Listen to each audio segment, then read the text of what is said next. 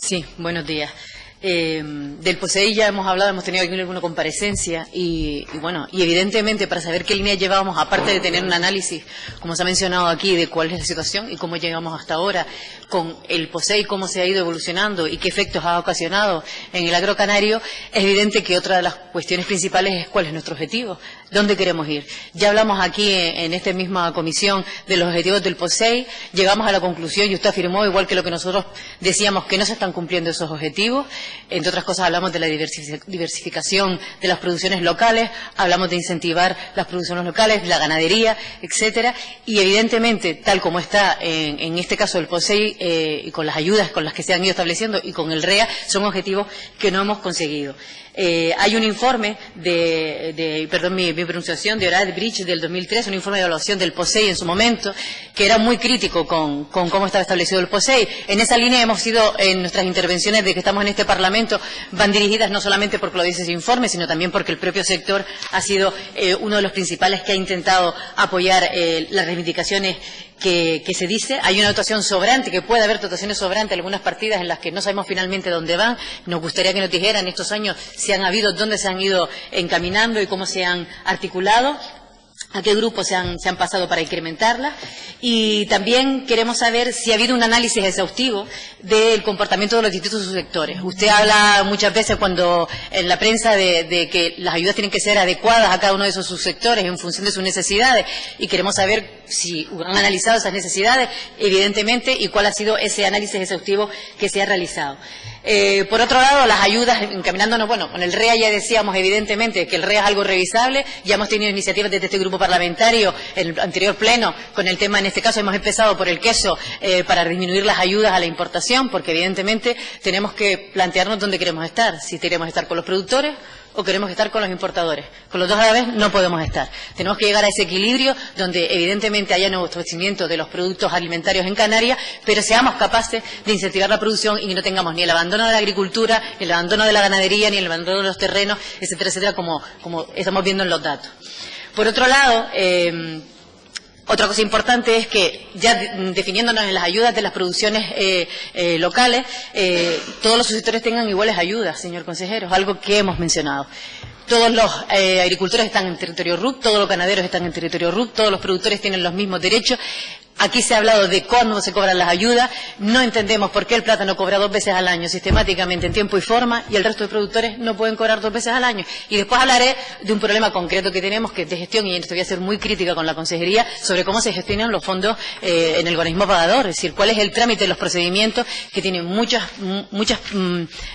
peculiaridades y que evidentemente creo que está dañando a las producciones, algo que es revisable y que depende de su departamento. Es fundamental, por tanto, que todas estas ayudas, digamos, que se tengan que cobrar 2 veces al año por parte de todos los subsectores o productores en Canarias.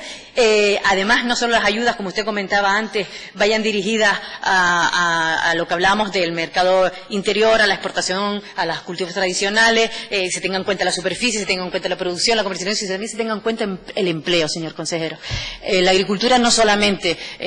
da autoabastecimiento, nos hace menos dependientes del exterior, tenemos que incrementar esos porcentajes de producciones en Canarias, sino que además genera empleo. Y genera empleo de calidad, manteniendo el paisaje, como usted decía, mantenimiento de nuestro suelo, etcétera, etcétera. Y eso es lo que también debe primar en las ayudas y debe contemplarse, y debemos empezar a caminar a que estas ayudas también contemplen el mantenimiento de empleo, la creación de empleo dentro del sector agrícola, y que eso esté primado también por parte de las ayudas a las producciones locales. Hay algo importante usted hablaba antes de su sector ovino caprino como uno de los subsectores en los que se va a dar énfasis en esta modificación, y yo querría aquí además mencionar varios temas que nos preocupan. Uno de ellos es el tema de los registros. Para pagar las ayudas, en el tema de ovino caprino, centrándonos en este en concreto, yo no voy a hablar de la agricultura de exportación, porque además, como decía, esta distribución de ayudas, en muchos casos creemos que además ha sido condicionada porque han habido lobbies específicamente, sobre todo para el plátano, en que han defendido el plátano a capa y espada, y el resto de sectores agrarios no han tenido la misma defensa ante la Unión Europea y en otros casos también porque dentro de la Consejería de Agricultura ha estado vinculado a muchos altos cargos precisamente con el sector del plátano en las islas occidentales, que es donde más se produce. Por tanto, me voy a centrar en ese otro subsector que han tenido menos presión a la hora de poder mejorar sus condiciones dentro de las fichas financieras del POSEI. Y comentaba que dentro de los pagos una de las cuestiones importantes son los registros. El RIA sigue sin funcionar y ahora el hecho de los pagos que hay que cruzarlos con esos registros, si los registros tanto de nacimiento, de sacrificio, no están al día, los crotales no se tienen identificados los animales, evidentemente vamos a tener problemas después al cruzar los datos para las ayudas. Necesitamos mejora de los medios informáticos, de los programas que gestionan estas ayudas, porque es que, aparte de tener poco personal, que eso ya lo tenemos claro y es otra cosa de lo que hemos hablado aquí, es que no tienen medios ni siquiera técnicos para poder hacer las cosas con cierto orden. En la época en que estamos viviendo, con los adelantos tecnológicos que tenemos, somos capaces de tener herramientas tecnológicas que faciliten ese trabajo y que se puedan hacer esa gestión y ese procedimiento mucho más amplio. Dentro del procedimiento que hablaba antes, algo importante también del procedimiento de las ayudas son las resoluciones. Si las ayudas, como decían antes, ¿cuáles son las fechas de pago? El 1 de julio tendrían que haberse pagado ayudas al sector ganadero. No se ha convocado, la convocatoria no se ha publicado. Cuando publicamos una resolución provisional, una vez que tiene la convocatoria, entre la provisional y la definitiva, los tiempos son tan pequeños que las reclamaciones que hacen los propios productores cuando están mal esas resoluciones provisionales no da tiempo a resolverlas y hay que publicar la definitiva sin que se hayan resuelto las reclamaciones, con lo cual publicamos unos pagos que al final vienen otra vez reclamaciones que como no han sido resueltas en el proceso donde debe realizarse, tenemos problemas o bien que hay que devolver o bien que al final nos vamos a contenciosos administrativos, todavía engorronando más toda la gestión que tiene el personal. Si ya tiene trabajo y hay pocos medios, si además recargamos el trabajo, porque lo que tenemos después son muchísimas reclamaciones, incluso judiciales, pues evidentemente estamos paralizando todos los pagos y todas las resoluciones. Yo creo que pasa porque este procedimiento se ha revisado dentro de la Consejería, dentro del organismo pagador. Yo creo que es evidente que se tiene que reestructurar dónde están las cargas de trabajo y delegar. No todo tiene que pasar en una única estamento antes de la publicación, y no es el Boletín Oficial de Canarias quien paraliza las resoluciones, sino es todo el procedimiento que tradicionalmente se ha realizado en el organismo pagador, y yo creo que hay que modernizarnos y que hay que saber delegar porque tenemos técnicos, yo creo que bastante cualificados en todas las áreas para poder realizarlo. Otro tema que nos preocupa es el tema de la condicionalidad, que también repercute en las ayudas, en la disminución de las ayudas del POSEI que llegan a los productores. La condicionalidad ahora mismo se está realizando por parte de la empresa GMR. Recuerda que en un pleno hablamos del tema de los residuos, que se estaba, con muestras informativas, se estaba sancionando. Usted dijo que se iba a revisar y que eso se evitaría. Y en el caso de la ganadería tenemos otro problema, el saneamiento ganadero que se realiza por parte de GMR, la parte ganadera de GMR, que es, digamos, es una actividad que depende de la Dirección General de Ganadería. Una cosa es el saneamiento, que lo que se hace es un muestreo y por tanto se revisa el ganado en una porción del ganado para ver ese saneamiento ganadero, pero lo que se está realizando es que con esa misma actividad se está sancionando la condicionalidad de las ayudas del POSEI a las fichas ganaderas. ¿Y qué sucede con eso? Que es que el POSEI exige que se revise el 100% de las cabezas de ganado, señor consejero. No están las actas a la hora de las reclamaciones, y cuando vienen los ganaderos a reclamar porque se les ha descontado las ayudas, resulta que no tenemos actas donde se ha hecho esa comprobación. Todo esto, como digo, eso depende de una gestión directa de ustedes y eso está perjudicando. Ya no solamente estamos hablando de cambiar las políticas del POSEI, sino de hacer una gestión eficaz y eficiente que realmente